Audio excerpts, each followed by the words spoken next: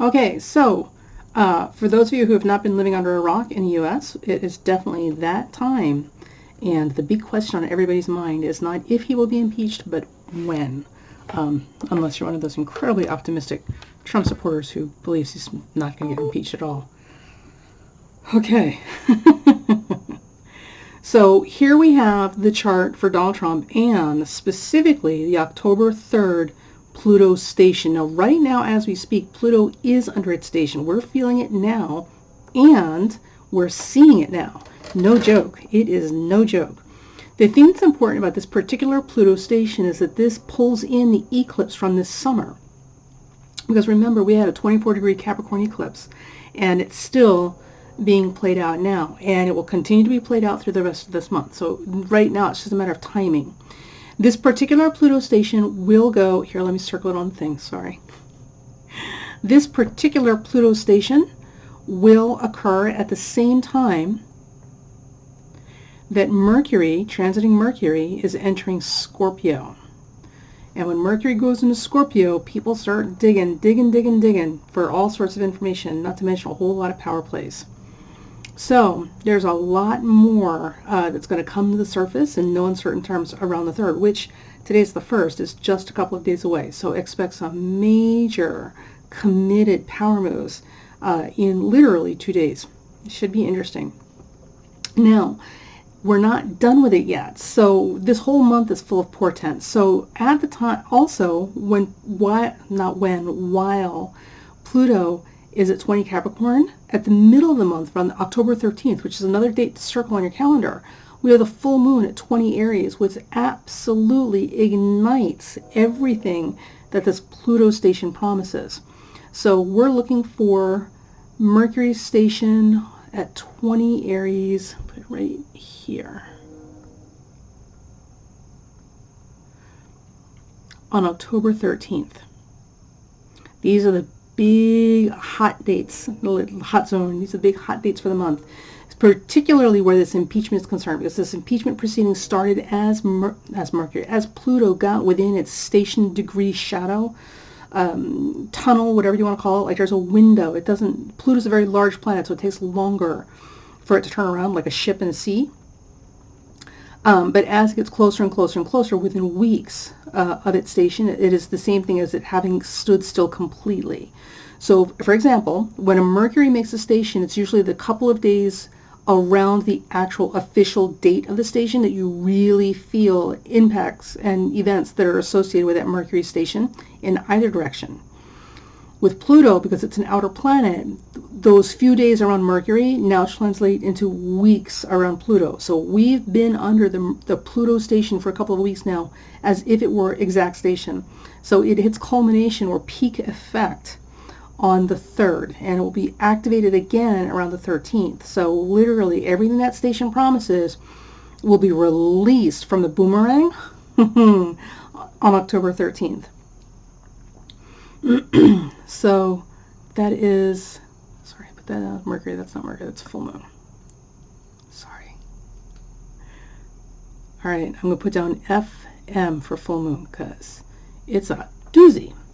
So now, of course, because we're looking at impeachment, the person we have to look at is the person being impeached. This is an issue, right? So does this impact the United States president? And if it does, how is it reflected in his chart? So obviously it is impacting him, but how is it reflected in the chart, and what does that tell us about what to expect? Well, here's where it gets interesting, choochie pie. So the first thing we know is that Capricorn and Aries are both in a square aspect, right? So if we have planets in other cardinal signs, Cancer or Libra, at those degrees, we're going to have either we're either going to have a Grand Cross or a T-square. Both of these are dynamic aspects. They're not easy or fun. They're powerhouse aspects.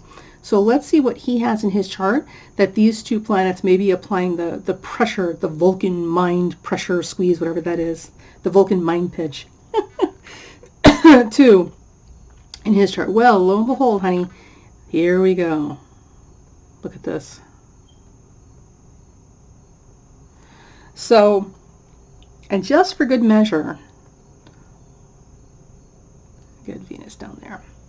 So one of the things that we are definitely looking at here around the 13th is this full moon square is going to definitely drag in his Venus-Saturn conjunction.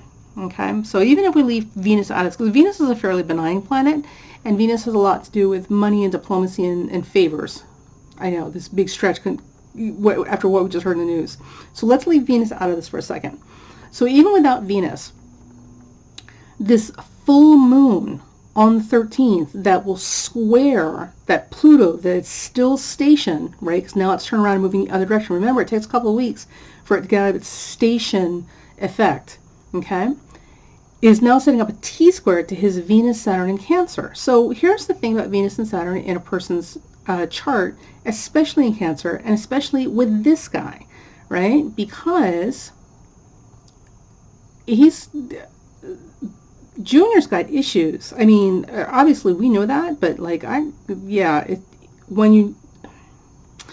don't like to make mental health diagnosis in a chart because this is not what we are trained to do, and we should all know our limits, right? I wouldn't practice brain surgery. I'm not going to start doing psychoanalysis. However, the thing about it is, if you know anything about astrology, one of the things that we do know is that the ways that this can manifest itself are pretty specific.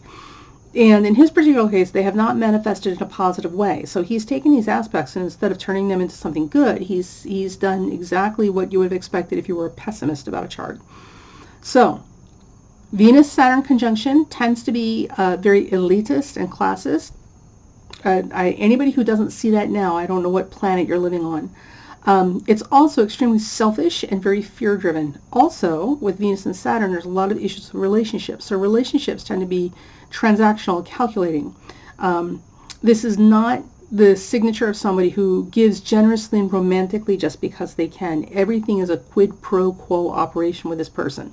Because Saturn is where we have fears, and Venus is how we relate to people. And also, with Venus, Saturn together, this is not always true, but I would wonder, and I would ask you guys if you know people with Venus, Saturn, tight aspects, hard aspects specifically, conjunctions, squares, oppositions, if those people aren't a little bit of hoarders or really stingy, right? Because Venus and Saturn together tend to be very, very stingy, especially with their resources. Now, Cancer, of course, is the sign of me, mine, and me, mine, and ours, which is still mine. Cancer is the sign of home, hearth, family, tribe, all that is ours, right? And Cancer is only generous to the people that it feels like it is part of their family, right? So Cancers can be very loving, nurturing, supportive signs, but they do have a very clear line that they draw between theirs and everybody else. So with a Venus-Saturn conjunction in Cancer, now you got a whole other kettle of fish. And in this particular case, we've got somebody who has the propensity to be extremely selfish. And very stingy and and cruel, because if you're with Venus and Saturn together being hindering each other in the sign of Cancer, it's very difficult to be and express affection and loving. And even if this person were, and they weren't a sociopath, as we're seeing right now, this would still be somebody who's very rules and driven and very condition attached. So love for them still is very conditional. And would have lots of rules and expectations to go with it. So Venus and Saturn in Cancer is not an easy placement. It's not easy to live with, and it's not easy for other people to live with it. So there's that. Now, the Venus-Saturn conjunction in Cancer in his chart also squares Jupiter, which is retrograde in Libra. And I'm not going to get too much into this. I'm just going to say this has a lot to do with his relationships and the,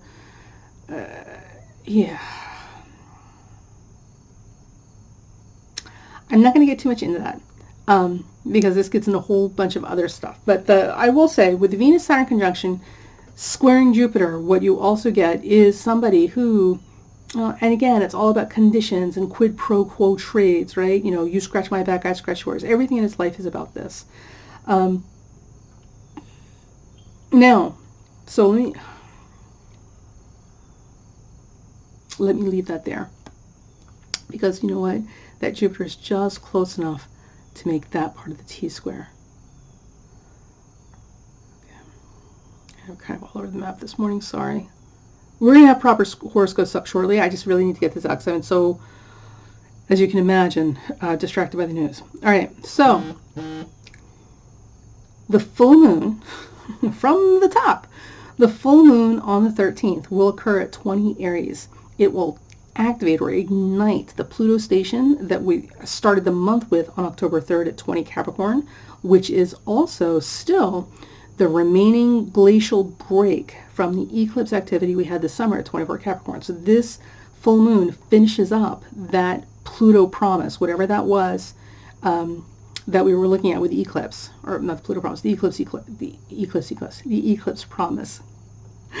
Now, the question becomes, because we're already into impeachment proceedings, and clearly the impeachment affects the president, and this happens to be the president, where does this show up in his chart? And does it? Is this something that's just going to kind of slide through like water off a duck's back, or is there some real impact here, right? Some real body blows and damage? Well, Virginia, congratulations. The predictions will be coming true.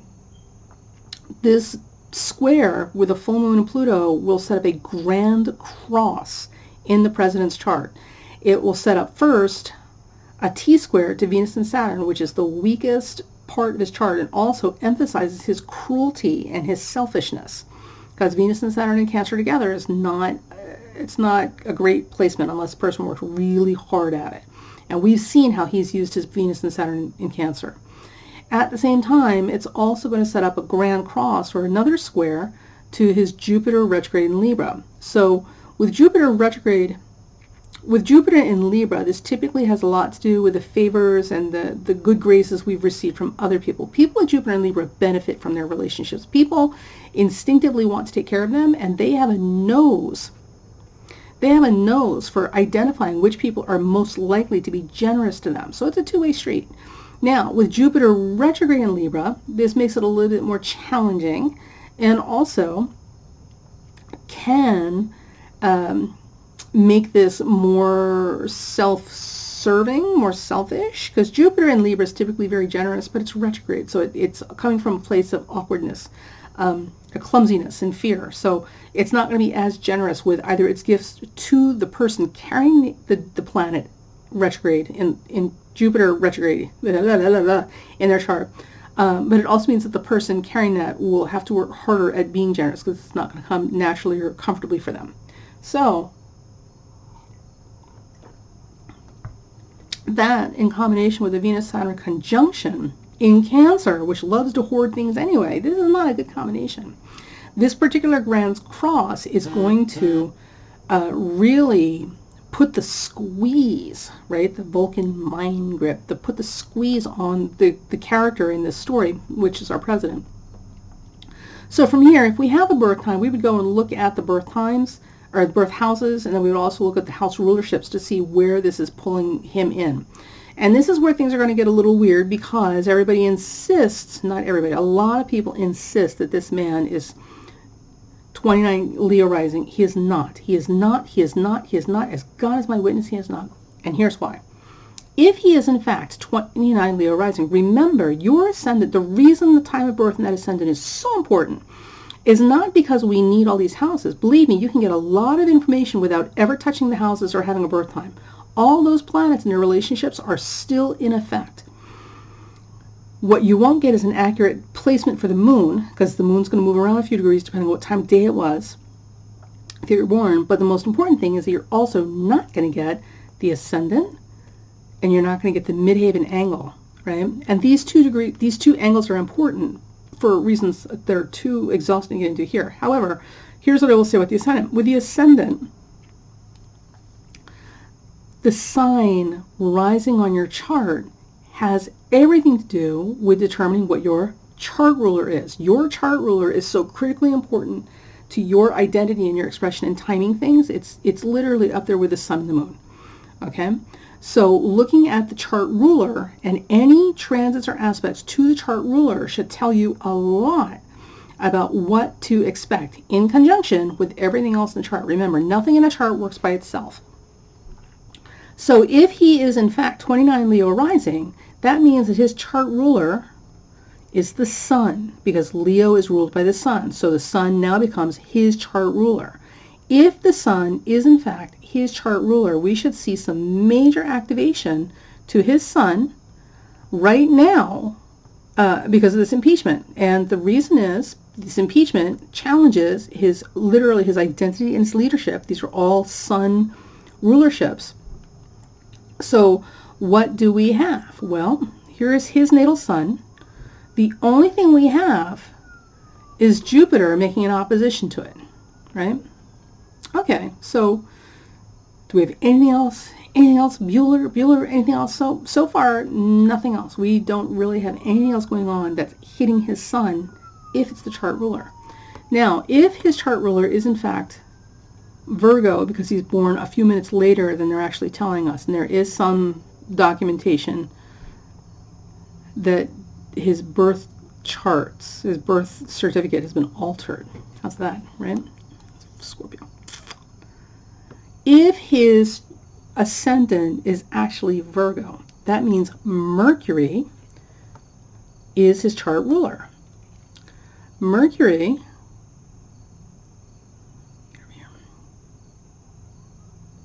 is right here at 8:52, 9 degrees Cancer. So we would look for something to hit that Mercury that would have kicked off this challenge to his authority, right? Okay, well, here we go. The sun would have made a square to his Mercury right about the time the formal impeachment inquiry was announced. So the question is, if we're looking at someone literally talking about taking your job away, right, sending you to prison, I'm thinking this is not going to be a happy event, right? You're literally about to lose everything you've worked for. So if this is not a happy event, is it a sun squaring your chart ruler, or is it Jupiter opposing your chart ruler? So Jupiter is typically very lucky. We could expect, I don't know, we could expect some elevation or blessing coming up. So I suppose being released from office for him could be a blessing. But remember, Jupiter right here is at 18. It's not on his sun yet. His natal moon is at 21. His sun is at 22. And Jupiter is not there yet. Jupiter still has 3 to 4 degrees to go. Now, can you feel something before it's exact? Absolutely. But for something like this, I would expect the trigger to be much more specific and exact. Now, let's go over here and look at that sun. So maybe it's the sun, because the sun represents rulership and leadership and identity and professional status and respect in the world, all those things that make us who we are in society. And it's now in square to what we believe is his chart ruler, right? Most sensitive point in the chart. The square is not a happy aspect. It forces things to happen and typically challenges us in very uncomfortable ways, because it literally forces us to get off our behinds and do something, make a decision, go, go, go. Fire, fire. So if that's the case, right, look at this. The sun, not only squaring Mercury, paints a more accurate picture. It makes more sense when we look at it. Look at this. The sun has moved past Mercury. So if you count back a couple of days, the sun is going to move a degree, like 1 degree per day-ish, give or take. That means that 2 days before October 3rd, 2nd, 1st, which would be today, as I'm doing this. Ooh, that should be interesting. And even back one more day, because the sun might be at 9. Either way, the chart ruler is at 9 degrees Cancer. The sun right now is at 10. As I'm doing this, it is October 1st. So I would look at October 1st, or what was yesterday? The 30th, September 30th, for the shoe to have officially dropped, for that coin to officially dropped in the machine. And certainly as the sun was approaching Mercury, we would have expected some inkling or news or suggestion, because if he is Virgo rising, Mercury is his chart ruler. So this should have been something very, very significant to him that kicked off when that Mercury in his natal chart got activated. So let's see. With that in mind, let's just look at that for a second, right? With that in mind,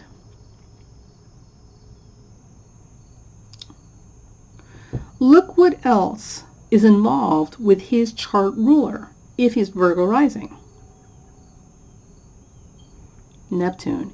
In his own personal chart, he carries a square to Neptune. So Mercury square Neptune is going to give somebody with very artistic, creative inclinations, or a pathological liar, which, you know, is a very artistic, creative inclination. You're certainly being creative with the truth. Mercury square Neptune can also give somebody a head for numbers, or but Neptune's retrograde. In his case, I don't think so. But the other thing, well, maybe, I don't know. He might have a good head for numbers. I'm not sure. But it would be like that kind of like people able to do math in their head sort of stuff, right? Also with Mercury, with this particular Mercury square Neptune retrograde, one of the other things that I would look for is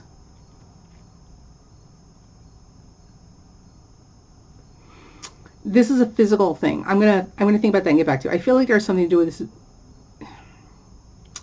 Let me not guess. I will get back to you on that. There's something there that is identifiable. Anyway, because his chart ruler, his assumed chart ruler Mercury, is involved with Neptune tightly in his natal chart, one of the things we would also look for is when the sun passed that Neptune, it would have activated or started the ball rolling with anything involved with this, right? So the sun would have hit Neptune 5 days before today, which would take us back to October, let's see, 1, 2, 3, 4, 5, October 26th. So if you guys are following this, get your calendars out. And certainly if you've been following current events, because I don't have my notes written down right now. If you've been following current events, look at what happened for him or involving him in this impeachment on October 26th. Definitely keep your eye out for any announcements today, yesterday, and today, and maybe tomorrow, but definitely within right around this window of today, give or take 12 hours. And then from there, we're going to circle our calendars for the 13th, because that's when the bomb drops. It will be interesting. It will be interesting. Okay, now, with the chart ruler as Mercury rather than the sun, if that is the case, what else is going on at 8 degrees cardinal signs? Anything, Bueller, anything? Well, there was a lot of eclipse activity this summer, so let's see what's going on here. Right, well, look at this. On July 2nd, because July we had 2 eclipses occurring, on July 2nd, we had an eclipse at 10 Cancer, which would have absolutely sat right on top of the new chart ruler, because we're saying it's Virgo rising, not Leo rising. So eclipses typically trigger major life events, right? Or get you pulled into things that are major events in the world. He would have taken an eclipse to his chart ruler in July, and then the sun would have come down and triggered it right now about the time we're having Pluto station, when the Pluto station is setting up a grand cross in his chart. So I'm kind of thinking he's Virgo rising. Very early Virgo rising, but Virgo rising nonetheless. So, and that means his chart ruler is Mercury, and his Mercury had an eclipse hit it this summer, and it is all playing out now. So, I feel so vindicated. So there is something to that, and we're going to watch that. So this is what's going on with him. So, and you're asking me if he is going to be impeached, my best guess is yes. That doesn't take a rocket scientist to figure that out. So the question is not if, but when. So my suspicion, looking at these aspects, because this is some heavy-duty stuff in his chart, we should look for some major game changers, or culminations of this around the 13th. So that will be interesting. I don't think this is going to go all the way down to the 31st or longer. So, but we'll see. We'll see. So mark your calendars, and let's see how this goes.